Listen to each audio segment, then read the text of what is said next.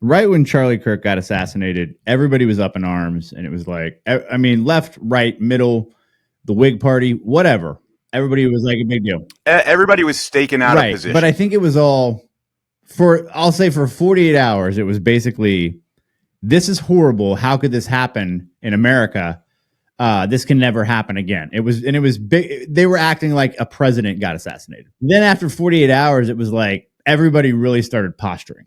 Like the right made him into the second coming of Jesus. Okay. Well, and the thing is, the people who were trying to not make him a martyr was when you actually start trying to punch holes in it, you just made him a martyr more. It's the beauty and problem with a martyr. Yeah, like here's what he had going for him. He wasn't out to hurt anybody, even though he probably did hurt some people's feelings. He wasn't trying. Seems like he was a pretty good guy behind the scenes. So everybody was like, "Oh, this is horrible," and then it just got political. And it was like, "Oh, come on, man! Like, can't we just say, can't we make this about, hey, everybody, no killing for talking, okay? I am bipolar, as you are aware, and like." I generally, like, if somebody says something about bipolar people, I don't go, whoa, wait a second, what are you saying? But I did have a neighbor who called me a bipolar freak, who I didn't tell her I was bipolar. So I was kind of mad because I think somebody told her when that's really my news, right? So, like, right. I got upset about that, but I'm not going to shoot you for that. Like, I literally looked, you know what I said? She was like, oh, you bipolar freak. And I was like, hey, fallopian tube arms, take it easy. Because she got big floppy arms. I don't know if they. It's pretty funny. Like I won that tiny battle. Yeah.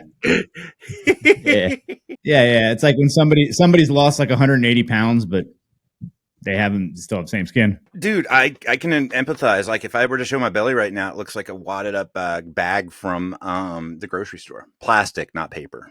Oh, I would have gone with paper. You know what? You hate the environment. you and your belly. Congratulations on your weight loss. Anyway, Charlie, that's how I saw Charlie Kirk. And now it's like, I mean, he has gone, like, good news. He's not really a martyr. If he was a martyr, we'd still be talking about him. He's not really in the news anymore. And it was hot and heavy for longer than most stories are. Like, don't get me wrong. Like we bombed Iran, and that was 72 hours. And Charlie Kirk went on for like 2 weeks. Well, because everybody kept on stoking it. Yeah, and it's kind of like even us. I mean, we did, and his wife came on and she gave a great speech, and all of a sudden you're like, okay, well, we feel bad for her, and now it's like, okay, as soon as you're about to let it go and be like, well, wait a second, what about the Epstein files? All of a sudden she makes this very heartfelt speech, which everybody's like, that's a great speech, and I watched it, I was like, that's fine. Like, she was emotional. I don't think that makes it a great speech. That makes it an emotional speech. Yeah, I think if my wife had been killed or died, even if she wasn't murdered, 48 hours later, I wouldn't be able to make that speech. So cheers to her for that. I don't know that makes me like her more, or like I don't. It feels a little callous. We don't have to be in mourning for like when the Indians did it in Dances with Wolves. For like a year. Remember when she had to be in mourning? Right. Yeah, exactly. We're not going to cut ourselves by the grave. So right. I did not see Dances with Wolves coming up in this conversation, but like, we don't have to have a year of mourning, but I think longer than 48 hours, but everybody's, oh God, she's so strong. This is not going to be a popular in my circles, in my echo chamber. This will not be a popular take. I think she's great. I've heard her speak since then, and I hope she takes over Turning Point. I think Turning Point is great. And she does that, and whatever, however you feel about that, if she wants to carry on his legacy, good for her. Do it. I just think it was to your point, it was a little, it was a little gauche. You can like Charlie Kirk. You can not like Charlie Kirk. The little bit of research that I did around Charlie Kirk, he said some pretty crap things about some people. And he, sometimes definitely tilted the deck in his favor when he was having conversations. And all of these things would be forgiven for a political commentator who was taken aggressively and unfairly and against every tenet that we as Americans hold dear. That is offensive. it is offensive to the core that this guy did that this happened to this guy, right? Now, this guy might have done these things over here, but as a political commentator, that's fine because he was a political commentator and we should mourn him as a political commentator.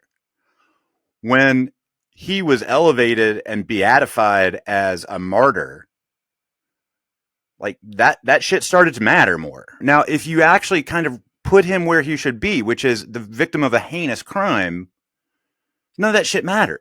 He was influential. He did things. He did these things. This victim was a person who influenced a lot of people. Sometimes he did it well. Sometimes he did it questionably. Sometimes he said things that hurt people. Sometimes he said things that helped people. He was a political commentator. That's what political commentators do. But when we're talking about him in the proper context, like that's a good argument to have. When we're talking about him as a martyr, that's not a conversation that should even be started. And the conversations he started were great. Well, and I watched him. Jen would come down in the mornings. I get up at like 5:30. She'll come down at 7. And for months, maybe over a year, not the past year, but even before that, I would watch Charlie Kirk on YouTube. Not because I was like, yeah, this guy's right, I agree with him. It was like, this guy's got some conversations going. Some of it is just because it was combative. Like I like watching the combative shit. I remember one day she's like, who is this guy? And I was like, his name's Charlie Kirk. And she's like, what is he, a country singer? He's got 2 first names. I was like, no. I was like, he didn't change his name to Charlie Kirk. That's his real name. He's not a country singer, you know? So it's like, yeah. And she started watching. She's like, I kind of like this guy. So it wasn't just that I agreed with everything he said, but he made some points I didn't think of too. Like when you can bring up something I'm not even thought about, like at all, I'm a fan of you. Who got Charlie Kirk right? Right? When all is said and done, who got Charlie Kirk right? We didn't, because we argued about it. Did you know who Charlie Kirk was? I knew who he was vaguely. But honestly, so this is where people are going to jump in the comments, and I hope you do, bitches.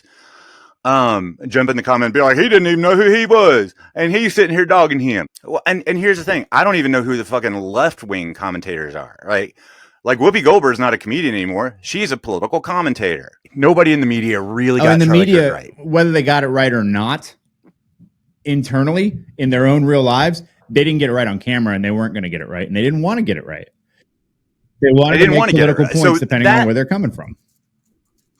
That's the fucking point. Nobody wanted to get it right. Everybody had a fucking goal, and this served the misexplanation of this person's role in the universe furthered untold political agendas. And this also answers, this is a great answer to the question of how are we still friends after all this? After so much time and having such disbeliefs, is because we don't let the media tell us what to think.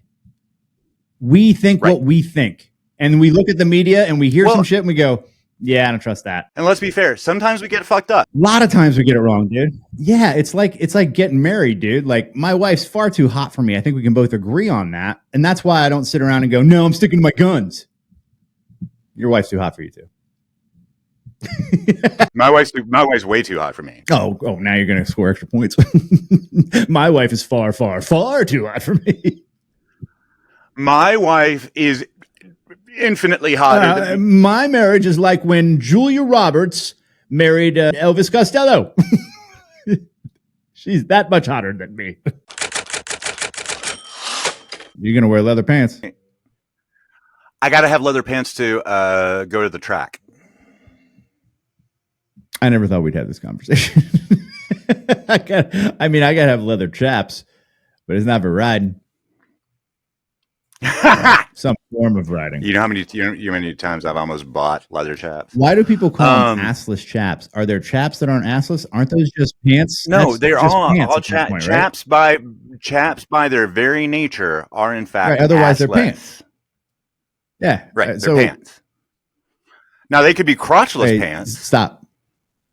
But that doesn't make them chaps. Stop. Just stop.